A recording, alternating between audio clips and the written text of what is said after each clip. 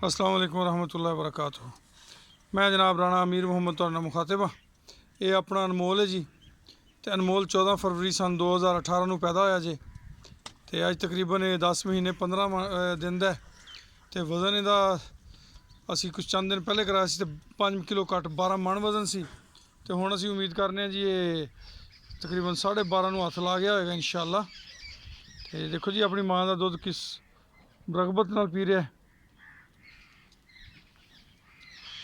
ये heavy weight कट्टा है जी। माँ के थले 20+ दुध रहा है। तुसी जनाब अनमोल का कद चेक करो, अनमोल दी जनाब अनमोल का पुट्ठा चेक करो, अनमोल दियां चौड़ाइयां चेक करो।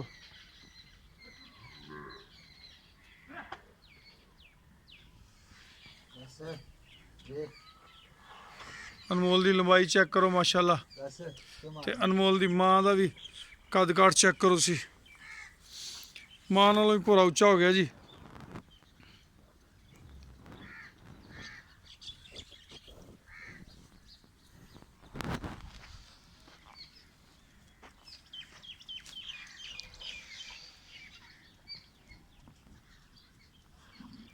चौदह फरवरी सन 2018 ਨੂੰ अनमोल पैदा होया।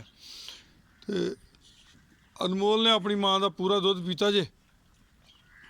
20+ ये थले मिल्क जे। तो जिन्ना मिल्क के सारे का सारा अनमोले के नसीब च है। तो दुध पी पी के माशाअल्लाह अज जवान होया खड़ा जी।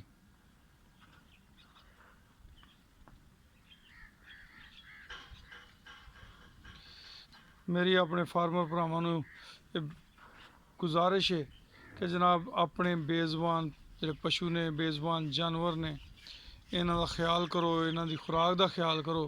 तो जो तुसीं इन्हां दा खुराक का ख्याल करदे हो, इन्हां दी ग्रोथ भी बड़ी अच्छी हुंदी है, इन्हां दा वजन भी बड़ा वधदा है। ये रब वालों तुहानूं इज्जतां भी मिलदियां ने, शोहरतां भी मिलदियां ने, तुहानूं माल च भी बरकत मिलदी है। हर लिहाज नाल तुहाडा भला ही भला हुंदा जे। तुसीं जदों इन्हां दा भला सोचदे हो, रब सोना तुहाडे वास्ते हर तरीके नाल भला ही भला कर दिंदा जे।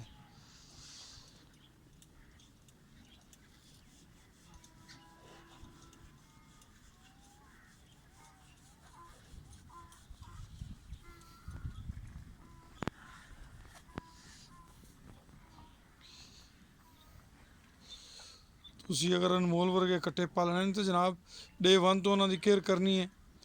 तुहाडे पशु ने जदों भी कोई बच्चा देना है, उहदी तुसीं खसूसी केयर करनी है। पहले 2 घंटे दे विच विच उहनूं पेट भर के बोला पिलाना है। जो तुसीं उहनूं पेट भर के बोला पिलाओगे तो उहदे नाल उहदी जिहड़ी ओजरी है, जिहड़ा उहदा हाजमे वाला निज़ाम है, वो ज़्यादा बैटर हो जाएगा। 2 घंटे के अंदर अंदर वो 2 किलो पीवे, 4 किलो पीवे, जिन्नी उहदे च गुंजाइश है वो पी सकदा, उहनूं पीना चाहिए।